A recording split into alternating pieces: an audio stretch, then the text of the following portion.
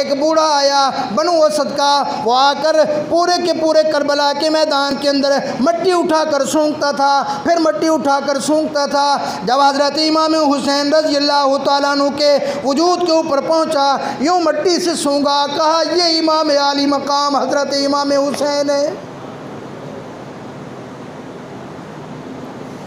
حضرت زینب رضی اللہ تعالیٰ عنہ، اللہ اکبر،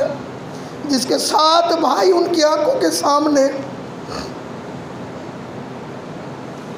گاجر اور مولی کی طرح کاٹ دیے گئے ہوں،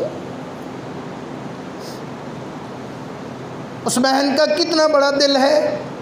ان کا کتنا بڑا صبر ہے۔ حضرت امام حسین رضی اللہ تعالیٰ عنہ نے فرمایا تھا، زینب خیال کرنا، صبر کرنا، ہمارا مقام بہت بلند و بالا ہے، ماتم نہ کرنا، نوحر نہ کرنا، آہو فغا نہ کرنا، یہ نہ ہو کہ کل کو کوئی یہ کہہ دے کہ امام الانبیاء صلی اللہ علیہ وسلم کے خاندان نے ماتم اور نوحہ کیا تھا۔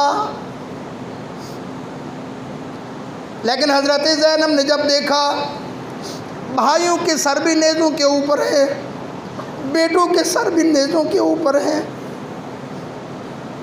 حضرت زینب کے بیٹے بھی اس میں شہید ہو گئے، اللہ اکبر،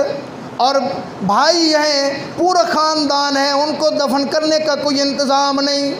ان کے وجود کے اوپر گھوڑے دوڑا دیے گئے۔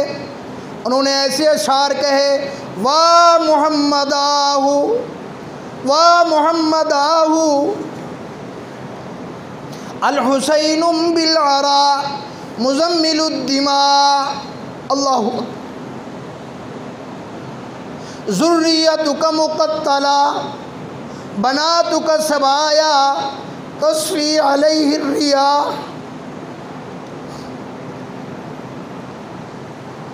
ترجمہ نہیں، مفہوم عرض کر دیتا ہوں، اے میرے نانا جان، آج آ کر دیکھ لئیے حسین کو کتنی بے دردی سے شہید کر دیا گیا، تیرے خاندان کے ٹکڑے ٹکڑے کر دیے گئے، ان کی بوٹیاں بوٹیاں کر دی گئیں، اللہ اکبر، تیری اولاد کو شہید کر دیا گیا۔ آج آ کر دیکھیں آپ کی بیٹیوں کو انہوں نے قیدی بنا دیا، ان کے ہاتھ بندھے ہوئے تھے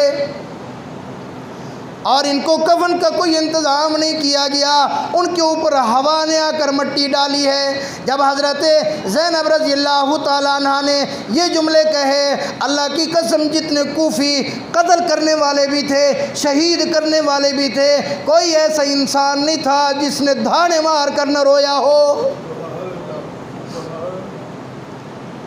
جن کے الفاظ پر قاتل بھی رو پڑے۔ بتاؤ اس زینب کا کتنا بڑا حوصلہ ہے، اس اماں زینب کا کتنا بڑا صبر ہے۔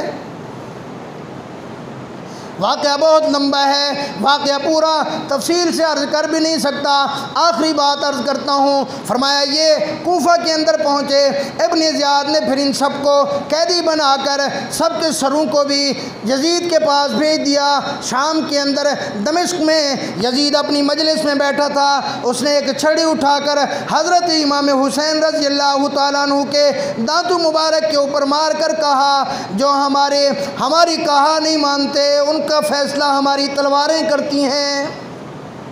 وہاں ایک صحابی رسول بیٹھے تھے جن کا نام حضرت ابو حرزہ اسلمی رضی اللہ تعالیٰ عنہ ہے، کھڑے ہوئے فرمایا، او یزید اپنی چھڑی کو ان ہونٹوں سے ہٹا لے، رب محمد کی قسم یہ ہونٹ میں نے محمد عربی صلی اللہ علیہ وسلم کو چومتے ہوئے دیکھا ہے۔